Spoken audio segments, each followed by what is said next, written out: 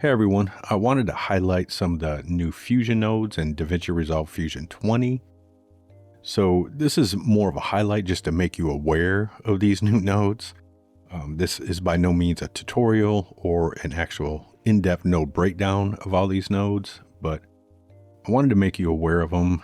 One, because these are all studio version only. So a lot of the new great stuff in DaVinci Resolve Fusion and DaVinci Resolve 20 is studio version only. So if you've got the free version, you're not going to benefit from all these great new things in version 20. With that said, this might be the time to go ahead and spend that $295 and get the studio version. Because one, anytime some new creator or new filmmaker asks, hey, what should I budget and spend my money on? Fusion is the first thing I tell them. So you can't go wrong spending only $300 on something you're going to have for a lifetime, and it's the primary means of your editing and VFX. So $300 is a drop in the bucket when it comes to buying cameras, buying lights, buying all this other stuff. This is one of the most important pieces of equipment you have is your editing software.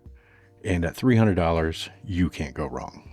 So with that said, let's go ahead and jump into Fusion and jump into these deep image nodes. So right here in this little scene, we've got an EXR with our little default cube from Blender with some grass. It's just a typical 3D scene. And again, it's an EXR, so it's a 2D image. And one of our common things we do in the VFX world is take live footage and incorporate it into 3D footage.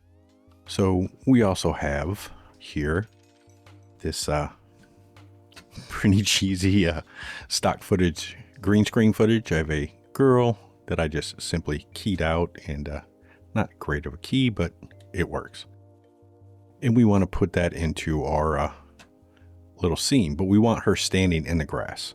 So typically, I mean, it's not difficult, but we'd have to go through and make masks and maybe use a bitmap node to pull out the greens to create a mask.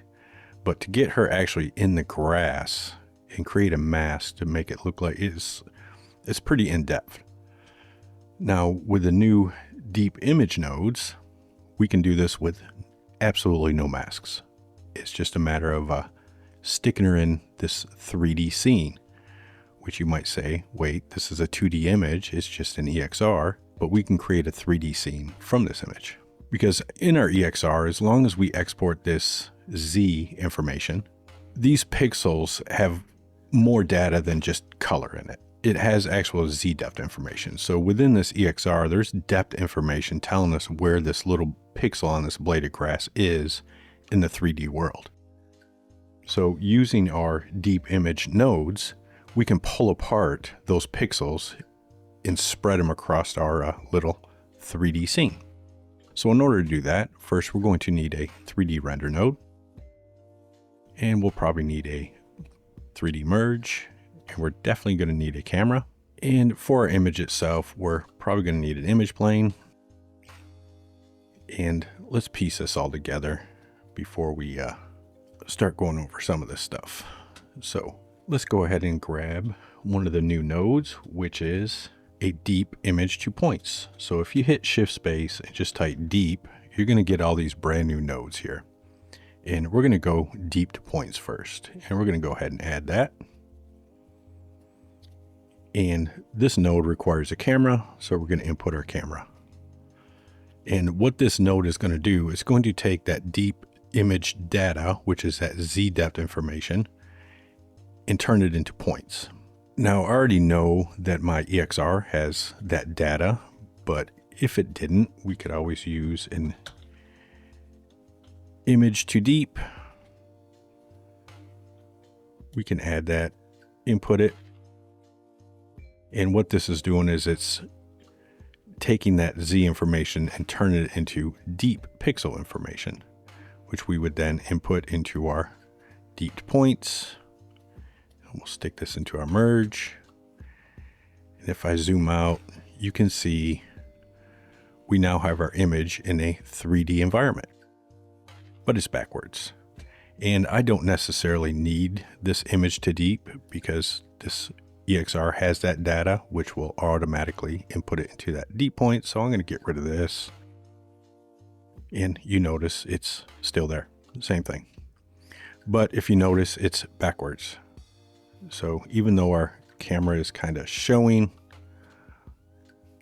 what's going on, it's backwards. So we need to flip this around. So there is a new node, which is the deep transform or D transform node. And we're going to add that and input it after our little gamut here. And on this D transform, all I'm going to do is change my scale to -1. And that's going to flip it backwards. So now we can see our little scene there in front of our camera. If you can't see that, I'll zoom in. So you can see our grass and our little default cube there. And it's not perfect, but it's something. So on our deep points, we can go here, and if we change our density up, raise it all the way up, and let's go ahead and get an ambient light, because we are going to need that. We're going to stick it into our 3D merge, up it.